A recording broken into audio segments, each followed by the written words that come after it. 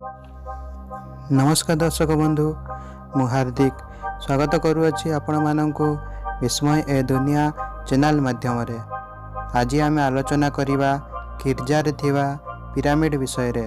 एही पिरामिड विषय रे अनेक कहानी वर्णित होइछि। आज पर्यंत एही पिरामिड किए और काहेकि निर्माण करि अछंती ताहा केही जानि नांती।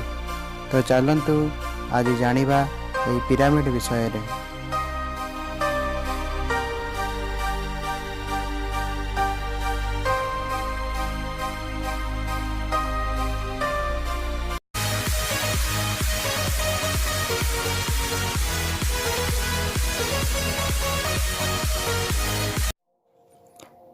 पूर्व काल रे पिरामिड हेउची मनुष्य द्वारा निर्माण होइथिबा सबुठारु बड़ और उच्च स्तूप। एहाकू 20 लाख पत्थर रे निर्माण करा जाइथिला। सेतेबेले ना लुहा थिला ना स्टील, केवल कपर को व्यवहार करी एहार निर्माण होइथिला। एहाको निर्माण करिबा पई 22 वर्ष समय लागिथिला। एही पिरामिड को बड़ बड़ पत्थर माध्यम रे निर्माण करा जाइथिला।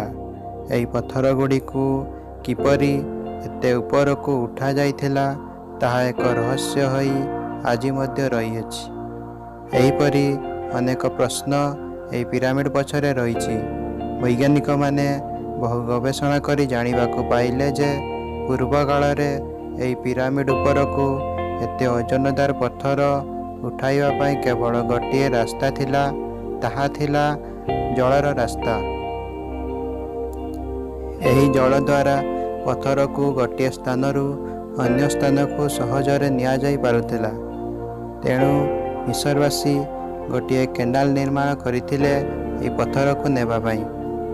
एही केनाल पाखरे थिबा नील नदीरू निर्माण होइथिला। नदी कोलरू पिरामिड पर्यंत पत्थर को नेबारे एही केनाल माध्यम रे अल्प समय मध्य होई जाउथिला। कारण एही पिरामिड पाखरू पत्थर खणीटी बहुत दूर रे रहिथिला। तेणु पत्थर खंड गुडी को नदी कूल को आनी सेठारू जल माध्यम रे पिरामिड ऊपर को उठा जाउथिला। किंतु पत्थर खंड गुडी को जल रे भासीबारे केउ वस्तु सहाय्य करुथिला ताहा एक प्रश्न अटे। सेठारे मरुभूमि अंचल रे काठ तो मिलिब नाही। तेणु मिस्र लोक माने एपरि एक वस्तु आविष्कार कले जहाँकि जल रे पत्थर को भासीबारे सहाय्य करिवो। सेमाने जीवजंतुंक चमड़ा को एथिपाई व्यवहार करिथिले। जदि जीवजंतुंक चमड़ा रे वायु भर्ती करा जिवो ताहाले ताहा जल रे भासीबो। एहीपरि भावरे पत्थर को बांधी ताहाको गिरजा पर्यंत टाणी टाणी आणुथिले। पिरामिड को चून पत्थर रे निर्माण करा जाइथिला। तेणु एही केनालटी को चून पत्थर खणी को संजोग करि दिया गला। फलरे सीधा पत्थर खणीरू चून पत्थर गिरजा पर्यंत पहुंची जाउथिला एही केनाल माध्यम रे। मिस्रवासी जानिथिले चून पत्थर को पानी भितर थिले ताहा नरम अवस्था रे थाए और बाहर को आनिले ताहा शक्त होई जाए। तेणु सेमाने पत्थरर प्रत्येक कार्य पानी मध्य रे ही करुथिले। पानी मध्य रे पत्थर रे काठ खंड मान बांधी ताहाको ठेली ठेली कांथरे लगाउथिले। एहा थिला पिरामिडर तल स्थान रे थिबा कांथर निर्माण। वर्तमान प्रश्न उठुची जे पत्थर को तलू ऊपर को किपरि निया जाउथिला। तलू ऊपर को पत्थर उठाइबा पई मिस्रवासी एक बंद सुड़ंग निर्माण कले। एही सुड़ंग को कारीगर माने जल रे भर्ती करितेले और सेठिरे मझिरे मझिरे बड़ बड़ कबाट मान निर्माण कले।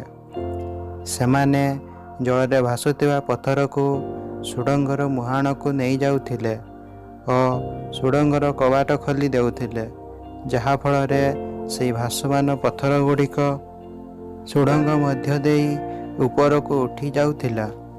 ପଥର ଗୁଡ଼ିକୁ ଉପରକୁ ଉଠିଗଲା ପରେ ପ୍ରଥମ କବାଟ ବନ୍ଦ କରି ଦେଉଥିଲେ ଓ ଦ୍ୱିତୀୟ କବାଟ ଖୋଲି ଦେଉଥିଲେ। ଏହିପରି ପଥର ଖଣ୍ଡଟି ଭାସି ଭାସି ଉପରକୁ ଉଠି ଯାଉଥିଲା। ତାପରେ ଦ୍ୱିତୀୟ କବାଟ ବନ୍ଦ କରି ତୃତୀୟ କବାଟ ଖୋଲି ଦେଉଥିଲେ। ଯେତେ ପର୍ଯ୍ୟନ୍ତ ପଥର ଖଣ୍ଡଟି ଉପରକୁ ନ ପହଞ୍ଚିଛି ସେତେ ପର୍ଯ୍ୟନ୍ତ ଏହି ପ୍ରକ୍ରିୟା ଚାଲିଥାଏ। ଏହିପରି ପିରାମିଡ଼ର ଚାରି ଦିଗରେ 4ଟି ସୁଡ଼ଙ୍ଗ ନିର୍ମାଣ କରାଯାଇଥିଲା।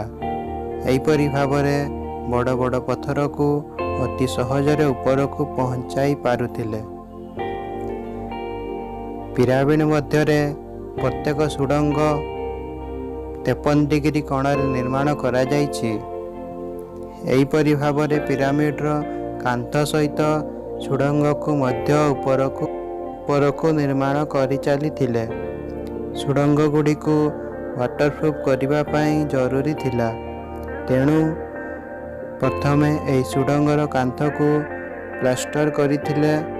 ତାପରେ ତାହା ଉପରେ ୱାଟରପ୍ରୁଫିଂ ସଲ୍ୟୁସନ୍ ଲଗାଇ ଦେଉଥିଲେ। ଏହି ସୁଡ଼ଙ୍ଗ ନିର୍ମାଣ ହେଲା ପରେ ଜଳ ଦ୍ୱାରା ଉପରକୁ ମଧ୍ୟ ପଥରକୁ କାନ୍ଥରେ ଲଗାଇବାରେ ସୁବିଧା ହେଉଥିଲା। ପଥର ଗୁଡ଼ିକୁ ଉପରକୁ ଆସିଲା ପରେ ଗୋଟିଏ କେନାଲ ଉପରକୁ ମଧ୍ୟ ନିଆଗଲା, ଯେଉଁଥିରେ କି ପଥର ଗୁଡ଼ିକ ଭାସି ଭାସି ଆସୁଥିଲା ଓ ସେଗୁଡ଼ିକ ନିଜ ନିଜ ସ୍ଥାନରେ ସେଟ୍ କରିଦେଉଥିଲେ। ବହୁ ଲୋକ ଏବେ ମଧ୍ୟ ଜାଣିନାହାନ୍ତି କି ପିରାମିଡ଼ ତଳେ ଗୋଟିଏ ପ୍ରାକୃତିକ ଝରଣା ମଧ୍ୟ ରହିଛି। ଏହି ଝରଣାର ପାଣି ସିଧା ପିରାମିଡ଼ ମଧ୍ୟକୁ ଆସୁଥିଲା। ତେଣୁ ପିରାମିଡ଼ ମଧ୍ୟରେ ଥିବା ଗୋଟିଏ କେନାଲ ତଳକୁ ଆଣି ଝରଣାରେ ମିଶାଇ ଦେଲେ, ଯାହାଫଳରେ ପିରାମିଡ଼ ମଧ୍ୟରେ ଜଳର ଅଭାବ ନଥିଲା। ପିରାମିଡ଼ ଯେତେ ଉପରକୁ ଉଠିବାକୁ ଲାଗିଲା, ଜଳର ସ୍ତର ସେତେ କମିବାକୁ ଲାଗିଲା। ତେଣୁ ପିରାମିଡ଼ ମଧ୍ୟରେ 2ଟି ଛୋଟ ସୁଡ଼ଙ୍ଗ ନିର୍ମାଣ କରାଯାଇଥିଲା, ଯାହାକି ରାଜା ଓ ରାଣୀଙ୍କ ଗମ୍ବୁଜରେ ମିଶିଥିଲା। ଏହାଦ୍ୱାରା ଜଳକୁ ଉପରକୁ ପହଞ୍ଚାଯାଇ ପାରିଥିଲା। ଯଦି ପାଣି ଉପରେ କମି ଯାଉଥିଲା ତେବେ ଶ୍ରମିକମାନେ ତାହାକୁ ଭରି ଦେଉଥିଲେ। ଏହିପରି ଚାରିଆଡ଼େ ଜଳ ରହିଥିବା ଯୋଗୁଁ ଶ୍ରମିକମାନଙ୍କୁ ସୂର୍ଯ୍ୟଙ୍କ ଗରମ କିରଣରୁ ରକ୍ଷା ମିଳୁଥିଲା। ଯେତେବେଳେ ପିରାମିଡ଼ର ନିର୍ମାଣ ସରିଗଲା ସେତେବେଳେ ସେହି ସୁଡ଼ଙ୍ଗ ଗୁଡ଼ିକୁ ବନ୍ଦ କରିଦିଆଗଲା, ଯାହାଫଳରେ ପିରାମିଡ଼ରୁ 4ଟି ଦିଗ ସମାନ ଆକାରରେ ନିର୍ମିତ ହୋଇଗଲା, ଯାହାକି ଆଜି ମଧ୍ୟ ଦୃଶ୍ୟମାନ ହେଉଛି। ପିରାମିଡ଼ ତଳେ ଆଜି ମଧ୍ୟ ଜଳର ଅବଶେଷ ମିଳିଥାଏ। ଏହାକୁ ନ୍ୟାସନାଲ ଜିଓଗ୍ରାଫି ମଧ୍ୟ ସମର୍ଥନ କରୁଅଛି। ତ ଦର୍ଶକ ବନ୍ଧୁ, ଆଜି ପାଇଁ ଭିଡ଼ିଓ ସେତିକି। ମୁଁ ଆଶା କରୁଛି ଭିଡ଼ିଓଟି ଆପଣମାନଙ୍କୁ ଭଲ ଲାଗିଥିବ। ଏହିପରି ଆହୁରି ନୂଆ ନୂଆ ଭିଡ଼ିଓ ଦେଖିବା ପାଇଁ ଚ୍ୟାନେଲଟିକୁ ସବସ୍କ୍ରାଇବ୍ କରିବା ପାଇଁ ଜମା ଭୁଲିବେ ନାହିଁ।